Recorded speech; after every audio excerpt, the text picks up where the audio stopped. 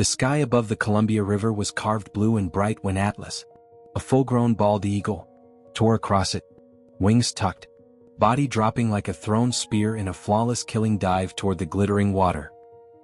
Kayla and Jonah had just reached the overlook when the sound hit them, feathers slicing the wind so fast it hummed. They froze. "Whoa," Jonah whispered. "He's moving like a missile." Below, the Columbia flashed silver. Spray burst upward in tiny explosions. The dive was perfect, clean, controlled and lethal. Until it suddenly wasn't. Atlas snapped his wings open with a violent crack. The dive didn't steady, it broke. His body wrenched sideways, spiraling into a wild, frantic tumble. Eagles didn't flinch mid-air. They didn't panic. They didn't abort dives unless broken. But Atlas wasn't broken. He righted himself, and immediately began circling. Tight, fast and agitated. His cries knifed through the gorge, sharp, frantic notes that ricocheted against the basalt walls. Kayla's breath hitched. "That's not hunting." Jonah swallowed. Then why did he stop? He was locked in. Atlas dove again, but this time he wasn't targeting the water. He pulled up just inches above it, talons grazing the spray before shooting skyward, eyes locked on a shadowed tangle of roots along the riverbank. Not hunting. Not fleeing. Pointing.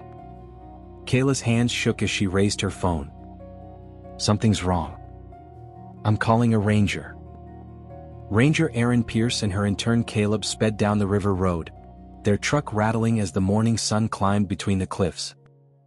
Snowmelt from the mountains surged through the Columbia beside them.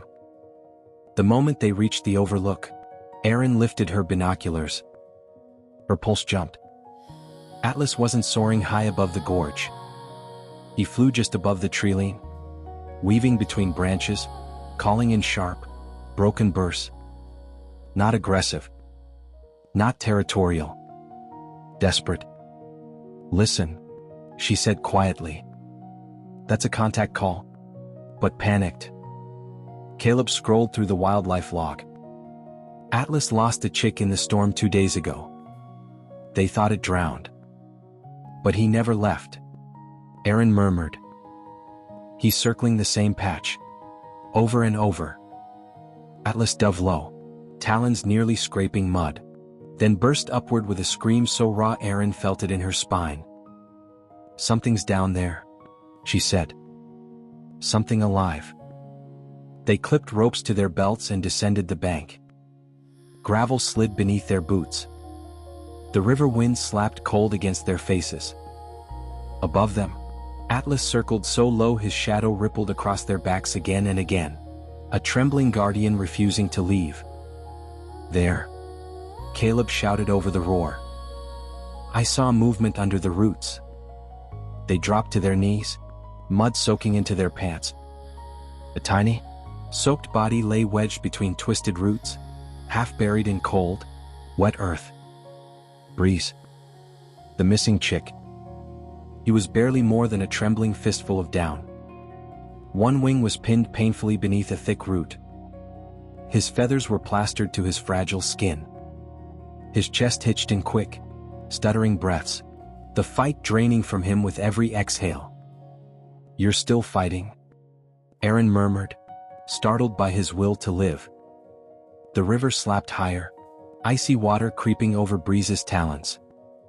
He shuddered violently. "Buff!"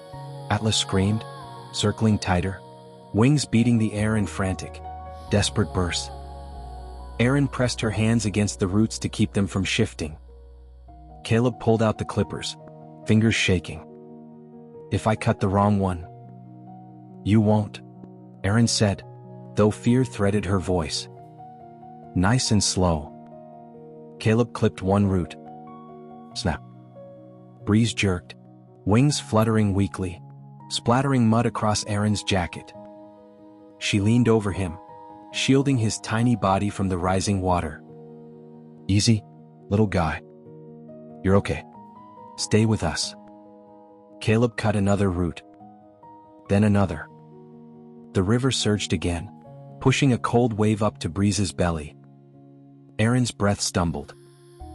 A chunk of gravel skittered down from above. Atlas screeched, warning them, his voice cracking with urgency. "We need to move," Caleb said, voice tight. "We finish now," Aaron replied. The final root clamped around Breeze's leg. Caleb sliced through it, clean. Breeze sagged into Aaron's hands, limp, soaked, barely breathing. He weighed almost nothing. She cradled him inside her jacket, pressing a dry cloth around his tiny frame. Breeze blinked once, a faint, broken chirp escaping him. Atlas's cries softened, still sharp, but trembling with hope. Caleb exhaled shakily. He never stopped looking. Aaron swallowed. "And he made sure we got here in time." They climbed back up the slope, boots slipping on wet gravel. At the truck, Aaron pressed her radio to her shoulder. "Ranger Pierce requesting mobile vet support. We have a live chick. Severe exposure. Probable wing strain. High urgency." Breeze stirred weakly at her voice. A heavy shadow rolled over them. Atlas landed on a tall pine snag, talons digging deep enough to peel bark. His chest rose and fell in quick, quivering bursts. His eyes locked onto Breeze, unblinking, afraid to hope. Breeze chirped, barely a sound. Atlas answered instantly, a trembling, intimate whistle. A father calling his child home. Minutes later, another truck rolled in. Dr. Eleanor Price stepped out, calm and steady, med kit over her shoulder. "Let me see him." Aaron laid Breeze on a padded mat. Dr. Price peeled back the cloth, her movements gentle but sure. "No fractures," she murmured. "He's dangerously cold and dehydrated, but he fights him." A rush of wings swept across them. Atlas. He swooped so low the gust rippled Aaron's jacket, but he didn't strike. Instead, he perched just yards away, feathers puffed in raw panic, every muscle trembling with restraint. Caleb whispered, "He's watching every move." Dr. Price warmed Breeze with heated cloths. She rubbed circulation into his limbs, injected fluids carefully. Breeze winced, then lifted his head toward the trees. He chirped, a faint rasp. Atlas answered with the same soft whistle. Dr. Price froze. He knows his father's here. Breeze eased, breath deepening. The team prepared a small carrier lined with warming cloths. Aaron settled Breeze inside. His tiny wing twitched toward the sky, instinctive, longing. They loaded the truck. Atlas launched, not attacking, not fleeing, escorting. He glided above the road, wings carving long shadows across the pavement below. At the ranger station, Atlas circled twice before landing on a dead snag overlooking the cabin. He didn't hunt, didn't preen. He simply waited. Inside, Breeze rested in a warm-lit infirmary. Each hour, his breathing deepened. His eyes sharpened. His soft, stubborn chirps returned, small proof that he had refused to die alone. Evening lowered itself over the gorge, painting the river cobalt and the sky a fading, molten orange. Aaron stepped outside with Breeze nestled in warmed cloth, letting him feel the gentle air. The breeze lifted his down feathers softly. A shadow moved. Atlas dropped from the higher snag and landed on a closer branch, wings folding tight around him. He leaned forward, careful, reverent, every feather angled toward his chick. Breeze chirped, fragile but sure. Atlas answered, a trembling, relieved whistle. A father's gratitude shaped into sound. Everyone fell silent as Breeze softened in Aaron's hands, tiny body relaxing as though a long-held fear had finally dissolved. She carried him back inside. Atlas didn't move.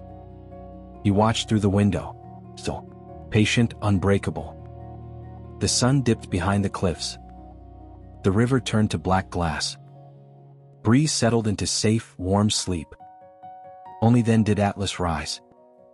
He spread his wings, catching the last burn of dusk, and soared into the deepening sky. He hovered there for a heartbeat, hesitating, unwilling to turn away, before circling once over the station like a blessing. Then he disappeared into the ridge. Aaron exhaled shakily. He stopped to dive because he heard his chick. Caleb nodded. And he made sure we heard him too. They hadn't just rescued a lost chick. They had answered a father who refused to stop searching the sky for the life he loved.